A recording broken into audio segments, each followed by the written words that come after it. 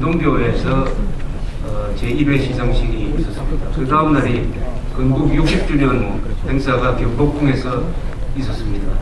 제가 그 행사를 끝내고 그 다음에 국민행동본부에서 주최하는 이 동아일보 앞에서의 별도의 행사가 있었는데 그 길로 가는 길에 마침 김상철 미래한국 회장하고 같이 동행을 하게 되었습니다. 그때 우리 두 사람이 나눈 이야기가 이런 거였습니다.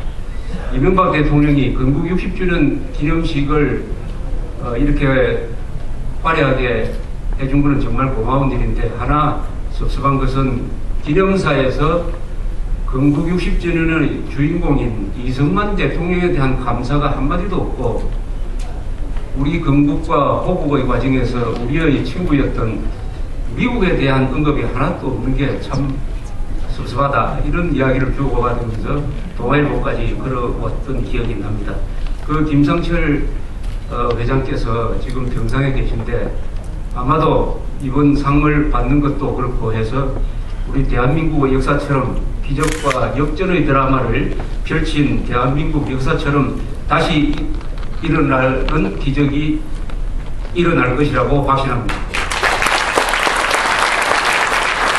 제가 상을 받은 부분 중에서 크게 언급이 된 것이 한국 현대사 강좌를 매주 1회 한다는 것이었습니다. 그 이유는 이렇습니다. 어떤 나라를 제일 빨리 망치게 하는 방법은 그 나라가 꼭 가져가야 될 이 국가적 진실을 말살하는 것입니다. 그래서 그 국민들이 우리가 언제 건국이 됐는지도 모르고 건국 대통령이 누구인지도 모르고 이승만 박사 누군지 아느냐고 하면은 어느 대학 총장 아니신가 이렇게 이야기하고 6.25는 조선조에 일어난 건데 일본이 쳐들어온 거라고 생각을 하는 괴물과 같은 사람들이 바로 옆에서 많이 자라고 있습니다. 이렇게 해서 그 국가가 집단 침해에 걸리면은 피하 식별이 안 돼가지고 적과 동지를 분간하지 못하게 되어서 아무리 잘 사는 나라라도 정신 이상이 생기면은 집단 자살로 가든지 하는 이런 결과를 빚기 때문에 어떻게 하면은 한국 현대사에 대해서 저는 기성세대의 위대한 기성세대의 마지막 주자로서 그것을 젊은 사람들한테 알려줄 것이냐 하는 그런 일을 가지고 많이 해왔습니다. 제가 기자생활 한 39년 한 동안에 우리나라에서 일어나는 큰 사건을 또 취재하는 기회가 많아가지고 그런 해물이 저한테 주어졌는데 이것을 높게 평가해 주셔서 이런 상을 주실 때 대하여 정말 감사하게 생각합니다. 더구나 오늘 이 자리에서 제가 평생 받았던 칭찬을 다 한꺼번에 받는 것 같아서 상당히 좀 송구스럽습니다. 이 망가진 국가의 기억 장치를 되살리는 데 있어서 복잡하게 하면 시간이 많이 걸리지만은 가장 쉽게 하는 방법은 이승만이라는 키워드를 잘 활용하면 된다고 생각을 합니다. 우리가 이렇게 잘 살고 부강병하면서도 저 못 사는 북한한테 멱살 잡혀가지고 끌려다니는 가장 큰 이유는 이승만 대통령의 위대성을 모르고 이승만 대통령한테 감사할 줄 모르는 그 죄값을 지금도 받고 있다고 생각합니다. 따라서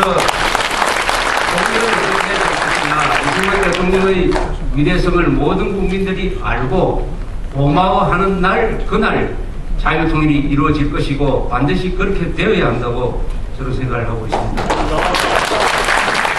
이승만 대통령은 이미 20대에 대통령이 되신 분입니다.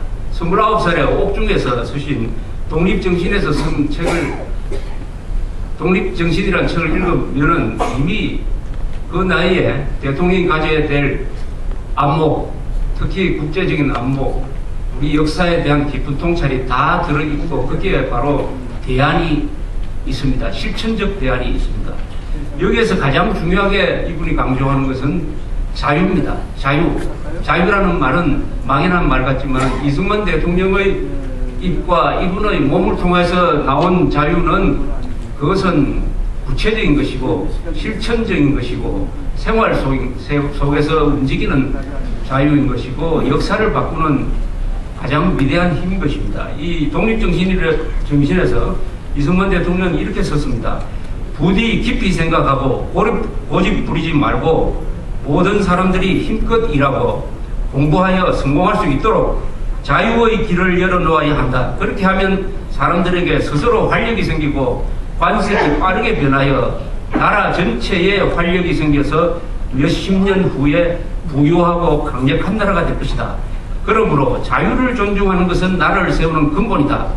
이 마지막 말, 자유를 존중하는 것은 나라를 세우는 근본이다. 이 말씀을 바로 40년 뒤에 이분이 대통령이 되어서 대한민국 건국 과정에서 그것을 실천하셨습니다. 이렇게 해서 우리는 자유를 존중하는 것을 건국의 기본으로 삼은 나라인데 바로 미국 건국과 닮은 점이 여기에 있다고 생각합니다. 그래서 저는 이승만 대통령은 어떻게 정의를 할 것이냐, 바로 위대한 자유인이었습니다. 불굴의 반공자유투사였습니다. 자유의 철학자이자 자유의 실천가였습니다. 동시에 미국의 닉슨 대통령을 감동시킨 냉전의 전략가이기도 하였습니다. 이분이 가지고 있는 자유에 대한 이런 깊은 철학적인 자각과 의미 부여는 어디서 나왔느냐? 그것은 기독교를 통해서 인간 생명의 소중함을 알게 되었고, 인간 생명의 가장 본질적인 속성이 자유라는 것을 알게 되었기 때문이라고 생각합니다.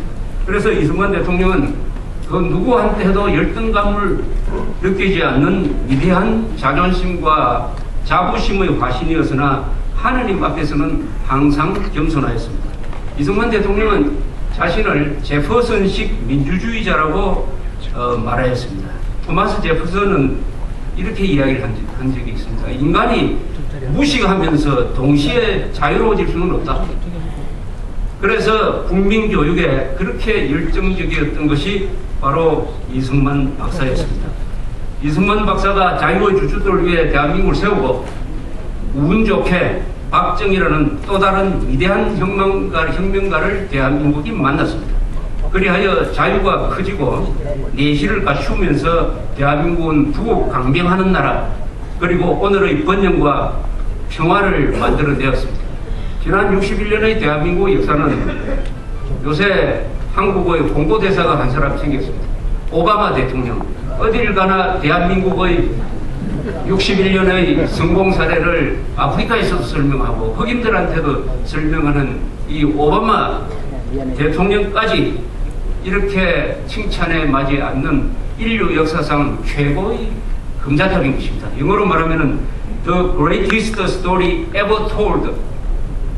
이런 역사를 저주하는 사람이 이 지구상에서 아무도 없는데 대한민국에 존재하고 있습니다. 세계가 칭찬하고 오바마 대통령이 선전해주고 등소평은 그 대한민국의 모델을 가지고 오늘의 중국의 번영의 방도를 찾아낸 이 위대한 업적을 세계에서 유일하게 저주하고 폄하하고 그렇게 해서 먹고 사는 사람들이 수백만 명이나 되는 나라가 오늘날의 대한민국인 것입니다.